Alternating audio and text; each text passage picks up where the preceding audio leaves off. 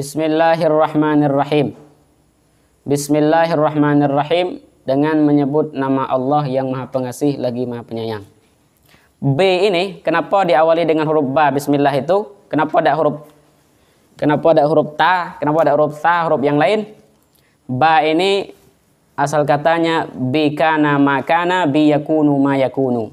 Bi dengan sebab aku, kata Allah, yang ada itu ada, dengan sebab aku juga yang akan ada itu akan ada. Makanya bi kana makana bi yakunu ma yakunu. Ar-Rahman Ar-Rahim itu sifat Allah Ta'ala dalam Asmaul Husna ya, yang awal. Alhamdulillahi, adapun segala puji lillahi, yaitu hanya milik Allah Ta'ala. Maka puji ini galau-galaunya hanya Allah, untuk Allah. Maka kalau kita dipuji, kembalikan pujian itu kepada Allah. Macam itulah kata Syekhuna Kiai Haji Abdus Satar Saleh, kalau kita dipuji, balikkan pujian itu kepada Allah. Wah, kau mantap nian, alhamdulillah. Wah, kau gagah nian, alhamdulillah. Wah, kau sukses nian, alhamdulillah. Maka segala puji kembalinya kepada Allah Ta'ala. Jangan puji semua, wah mantap nian kawan. Aku dulu, siapa dulu? Wah, lah sombong pula. Tidak masuk. Yang sombong itu hanya sifat iblis. Iblis itu dikeluarkan dari surga karena merasa lebih baik daripada Nabi Adam alaihissalam. Alhamdulillah, segala puji itu hanya milik Allah Ta'ala. Wahdah, yang Maha Esa. Allah ini Maha Esa. Sifat Allah Ta'ala itu Maha Esa. Esa ini maknanya bukan satu. Esa ini maknanya lebih spesifik. Kalau satu, itu dia bisa dipotong menjadi dua. Berbilang dia. Ini satu. Kalau saya potong, bisa jadi dua. Potong lagi, tiga. Tapi kalau esa, satu tetap satu. Allah Ta'ala satu tetap satu. Itu makna wahdah. Jadi tidak bisa dibagi-bagi. Nah gitu. Salatu wassalamu ala man la nabiyya ba'dah. Wassalatu, dan bermelau salawat, wassalamu, dan salam, ala man, yaitu atas orang, siapa dia? La nabiyya, yaitu tidak ada nabi, ba'dah, setelahnya. Siapa nabi yang tidak ada nabi setelahnya? Yaitu Sayyidina Muhammad sallallahu alaihi wasallam. Setelah Nabi Muhammad tidak ada nabi. Kalau ada yang ngaku nabi, nah itu tidak masuk dah tuh. Tangkaplah. Dalam kitab ini, perkara yang pertama kali dibahas adalah masalah syahadat. Syahadat ini berbicara tentang keyakinan. Sebab muara dari keimanan dan keislaman seseorang itu dari keyakinan. Kalau keyakinan rapuh, maka rapuhlah Islam dan keimanan orang. Kita ini mau ngerjakan salat karena apa? Karena yakin salat ini perintah Allah. Kita ini sanggup menghindari maksiat karena keyakinan. Maka orang yang dirinya tidak yakin, tidak mau ngerjakan perintah Allah. Gampang lah, semayang tidak penting, apalah yakin tidak dengan Allah. Kau nak minum, serah aku, minum mabuk-mabuk, nak berzina, nak berjudi, terserah. Dia tidak yakin dengan Allah. Maka semakin kuat keyakinan diri seseorang, maka semakin baguslah keislaman dan keimanan mereka. Maka kita ngaji ini supaya kita tahu. Supaya kita tahu. Kalau tidak ngaji, tidak tahu.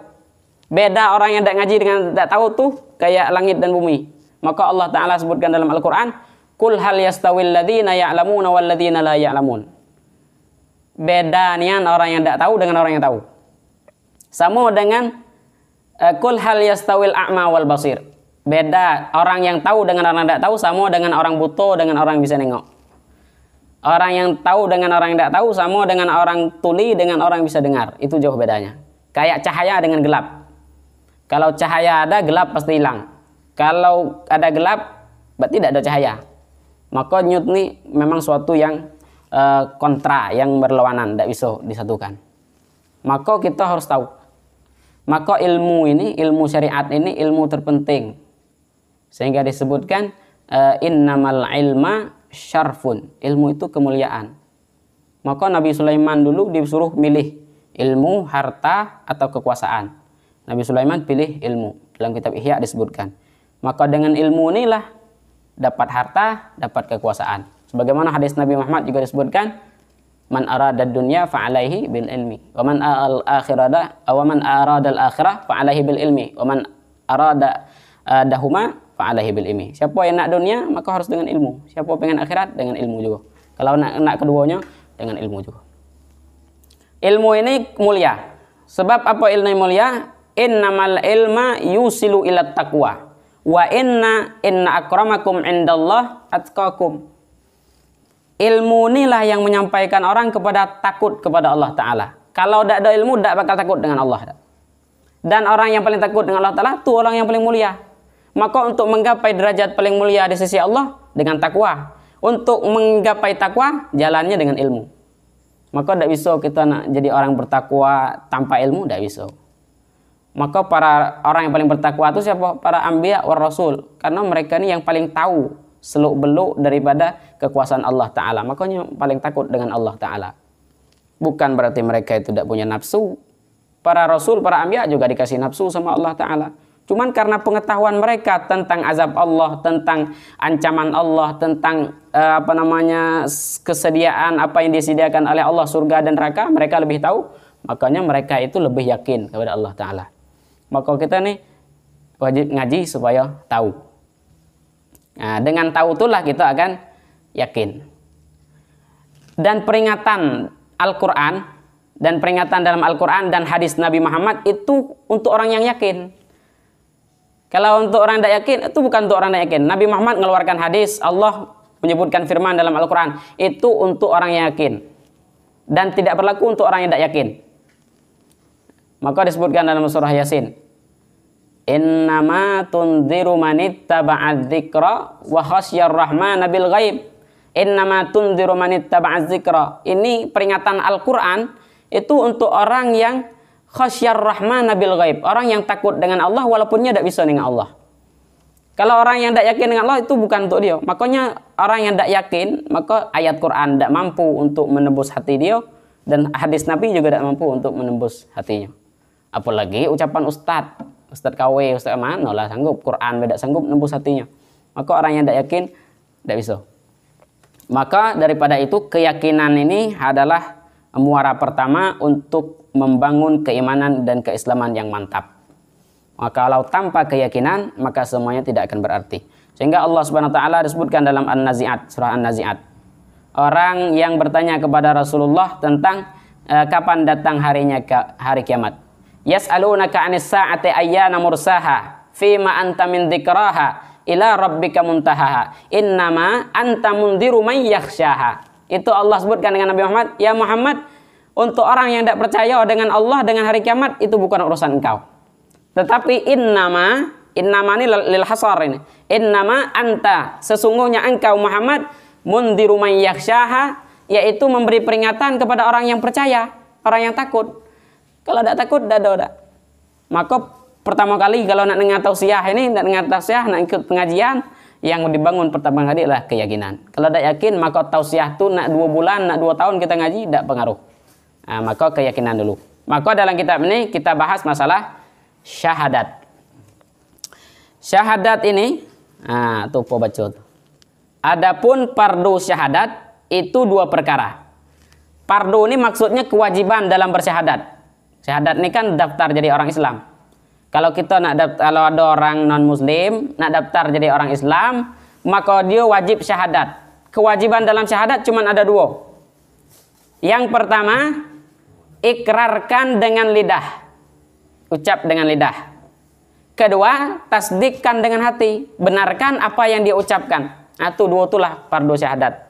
Yang wajib tuh syahadat itu cuma 2 tuh. Orang nak masuk Islam, maka dia mengucapkan syahadat dengan lidah, kemudian dia membenarkan apa yang dia ucapkan itu.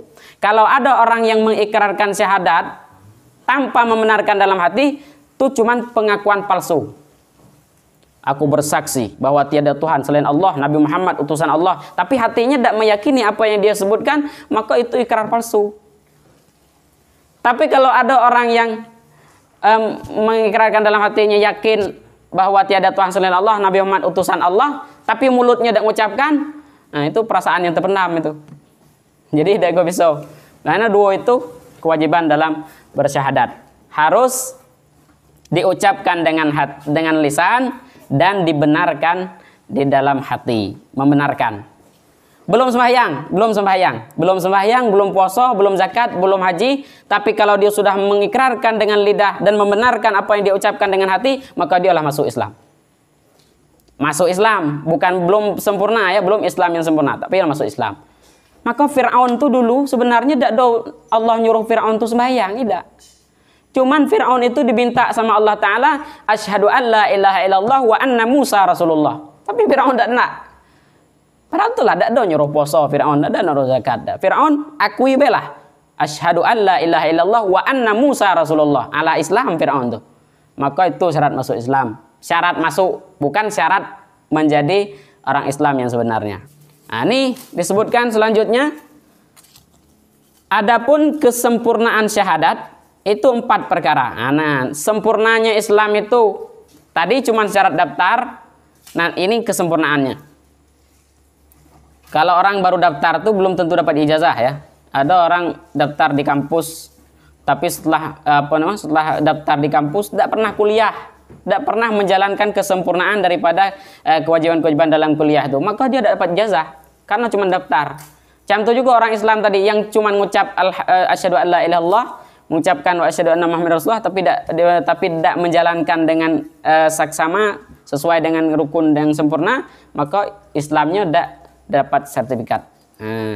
Insyaallah tabarakallah.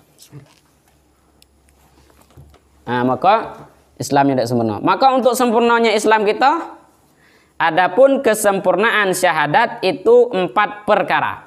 Pertama, diketahui. Orang itu kalau mengucap syahadatnya harus tahu apa yang diucapkan. Maka mengucap syahadat dalam keadaan mabuk tidak boleh. Sama bengaida mabuk, asyhadu an la ilaha illallah. Banyak orang mabuk bisa macam tu.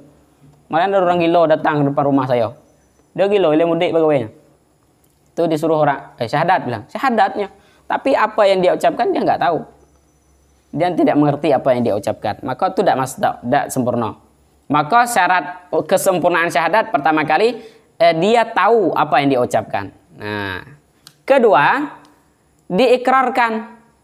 Diikrarkan itu artinya mengakui. Mengakui, membenarkan apa yang dia ucapkan. Ya, aku memang mengakui bahwa tiada Tuhan selain Allah, Nabi Muhammad utus Allah, aku akui itu. Aku tahu apa yang aku ucapkan dan aku akui itu. Nah, itu nomor 2. Yang ketiga adalah ditasdikkan. Sudah mengakui, dibenarkan. Maka tingkatannya itu yakin, tasdik, ikrar. Nah, tuh sudah diikrarkan, dibenarkan. Kalau ngakui dengan membenarkan itu beda ya. Membenarkan itu beda. Contohnya kayak gini. Saya mengatakan Bang Aswad ini punya anak 2. Itu pengakuan saya. Belum tasdik. Karena saya belum pernah nengok Bang Aswad megang mau anaknya berdua. Maka itu belum tasdik. Tapi kalau Pak RT yang sebelah rumahnya yang ngomong, itulah tasdik. Nanya nengok. Nah, ibarat ringkasnya kayak ginilah. Ada orang tidak punya HP, tidak punya TV, belum pernah ke Mekah. Tapi dia mengakui bahwa Ka'bah ada di Mekah. Itu namanya ikrar. Tapi kalau tasdik, belum pernah ke Mekah, tapi di rumahnya ada TV, ada HP, dia nengok bahwa Ka'bah itu memang di Mekah. Itu tasdik. Tapi kalau yakin, nah orang itu memang lagi ke Mekah, lah nengok Ka'bah, lah megang Ka'bah, lah nyium Hijrul Aswad. Nah, tuh Hajar Aswad. Hajar Aswad. Nah, memang itulah yakin. Maka yakin itu ada juga tingkatannya. Maka tingkatan yakinnya para nabi, para rasul dengan yakin para ulama, dengan yakin kita nih, itu jauh bedanya. Maka ada yakin, ainul yakin, hakul yakin. Kalau kayak Nabi Musa tuh lah hakul yakin. Musa, idrib bi'asakal bahr. Pukulkan tongkatmu ke dalam laut. Itulah hakul yakin. Memang ku yakin kalau ku pukul pasti ada yang terjadi. Pukulnya terbelah laut. Maka keyakinan tuh, kalau orang dulu tuh sebenarnya ilmu udah banyak tapi nyu yakin. Kayak Syekh Khalil Bangkalan itu ke Mekah cuma naik pelepah kelapa, tapi bacanya Bismillahirrahmanirrahim. Memang yakin bikana maikana biyakunu mayakunu. Memang yakin dengan Allah aku berjalan di Mekah. Itu laju pelepah kelapa sampai di Mekah. Tapi keyakinan tinggi. Maka keyakinan itu penting. Nabi Muhammad itu ditantang sama raja orang kafir dulu. Ya Muhammad, kalau kamu mampu membelah bulan, maka aku akan mengakui bahwa engkau adalah Rasulullah. Maka ada dalam Al-Quran itu. Iktarabatis sa'ah wan syaqqal qamar. Itu bulan terbelah. Muhammad yakin bisa membelah bulan. Memang dibelahnya bulan, dimasuknya dalam jubahnya sebelah. Nah, maka kalau orang teliti bulan itu memang ada nampak tebelahnya bulan. Maka itu memang benar. Itu adalah memang hak daripada Allah Subhanahu wa taala. Maka ditasdikkan. Sudah diikrarkan, dibenarkan. Keempat barulah diyakinkan. Itulah kesempurnaan daripada syahadat tadi. Syahadat ini diketahui, diikrarkan, dibenarkan dan diyakinkan. Nah, tuh. Adapun rukun syahadat itu 4 perkara. Rukunnya, kalau rukun ini ma yuwaqafu alaihi sihhatu syai' wa kana juz'an minhu. Rukun ini yang menjadi tolak ukur sah atau tidak sahnya syahadat. Kalau tidak ada 4 ini maka tidak sah syahadat orang itu. Itu rukun. Kayak rukun wudu lah contohnya ya, biar lebih mudah paham. Rukun wudu ini salah satu rukun wudu membasuh wajah.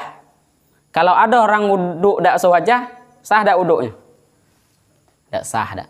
Nah, macam itulah nih, rukun syahadat. Kalau ada rukunnya tinggal, maka tidak sah rukunnya. Tidak sah dia diakui sebagai orang yang telah bersyahadat. Adapun rukun syahadat itu 4 perkara. Pertama, mengisbatkan zat Allah Ta'ala. Mengisbat ini maksudnya yakin Allah itu ada zatnya.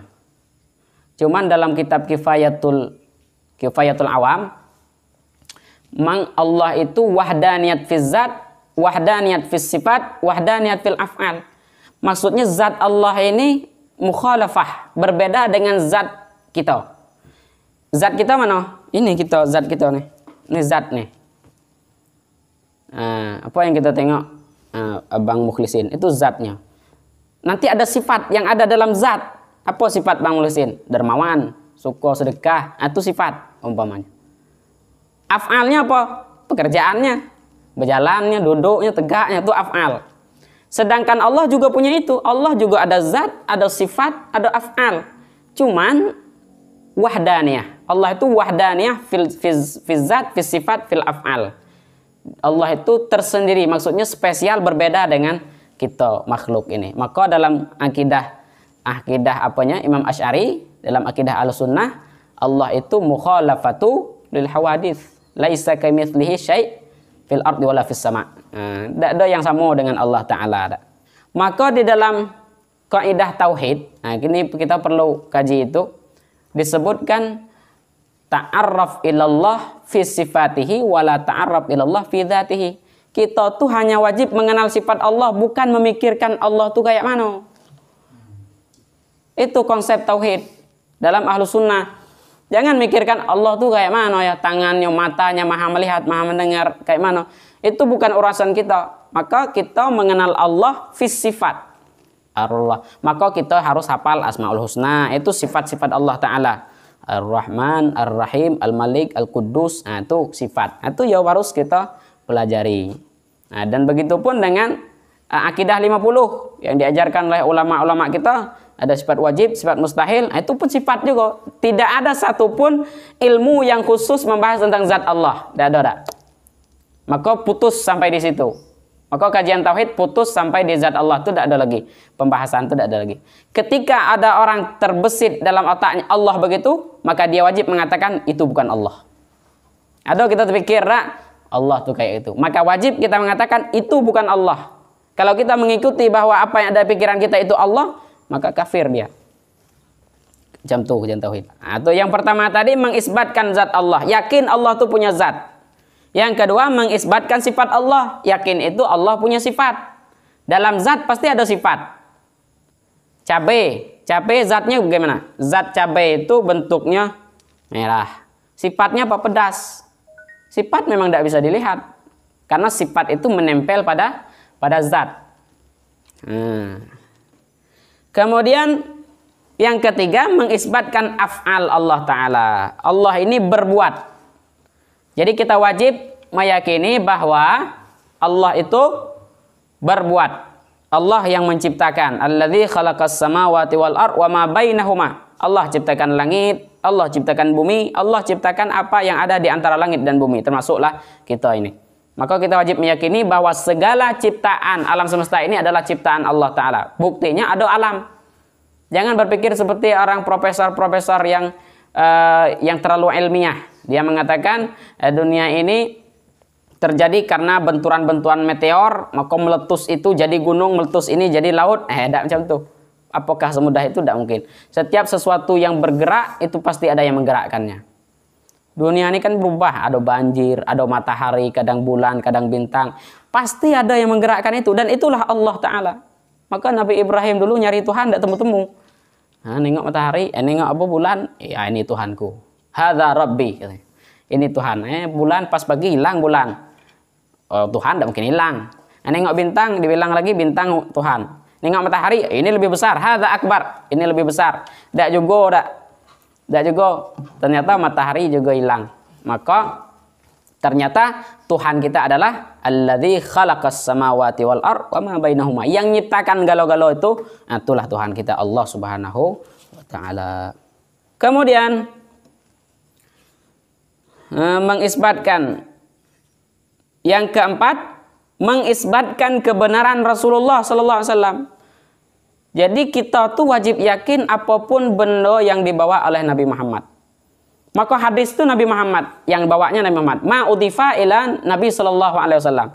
Semua hadis itu dari Rasulullah. Dan hadis ini tidak sahih semua. Maka selain daripada hadis sahih, kita juga wajib percaya karena hadis itu dari Rasulullah. Hadis itu ma'udifa ila Nabi sallallahu alaihi wasallam, kaulan au fi'lan au takriran au sifatan. Seluruh benda yang dinisbatkan, yang disandarkan kepada Nabi Muhammad itu adalah hadis. Maka walaupun hadis itu dhaif, walaupun hadis itu hasan, walaupun tidak sahih, tetap wajib bahwa itu hadis Rasulullah. Kalau kita ngamalkan hadis sahih, repot kita. Maka ulama-ulama kita ini, ulama ahlu sunnah ini ilmunya lebih dalam. Karena kajian mereka bukan hanya melihat kepada hadis sahih saja, tetapi ada hadis hasan. Sebenarnya hadis ini ya sama dari Rasulullah.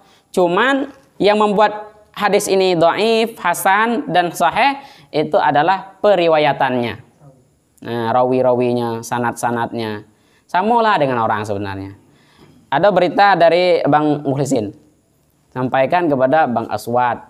Nanti ada Bang Robi, ada Bang Risad, Bang Rashid. 3 orang ini menyampaikan hal yang sama.